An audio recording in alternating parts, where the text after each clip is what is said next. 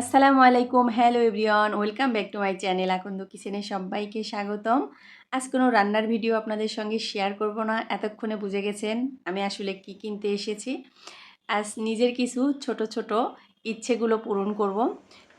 বাসায় নিয়ে এসে ভাবলাম হয়ে যাক পরীক্ষা।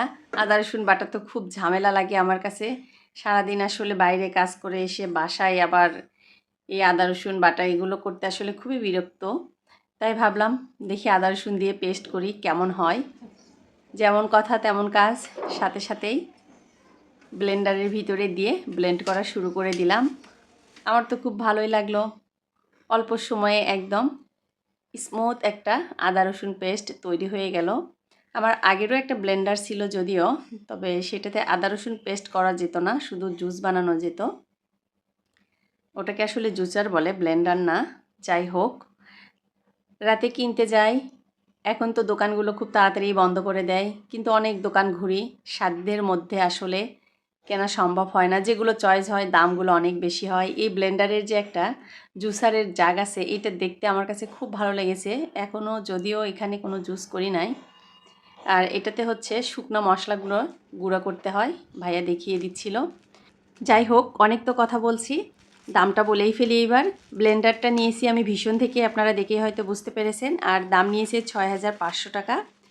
আর এখন আমি আনবক্সিং করে দেখাচ্ছি একটা নাইফ প্লাস শার্পনার সেট। এটা আমার অনেক দিনের ইচ্ছে ছিল কেনার, আর এটা কিনেও ফেললাম। অনেক দিন আগেই অবশ্য এটা কিনেছি, যদিও আপনাদের সঙ্গে ভিডিওটা শেয়ার করি নাই, ভাবলাম আজকে সব কিছু একসঙ্গে শেয়ার করি।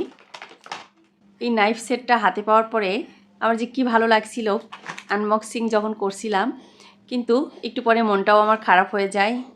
এখানে আমি একটা কম্বো সেট অর্ডার করেছিলাম, নাইফ প্লাস শার্পনার সেট, কিন্তু শার্পনারের পরিবর্তে এখানে আমি হাতে পাই একটা পিন আপ মেশিন।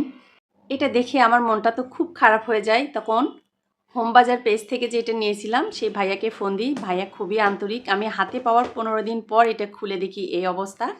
তারপরে ভাইয়া বলল ঠিক আছে আপু, আমি পাঠিয়ে দিব, টেনশন করিয়েন না।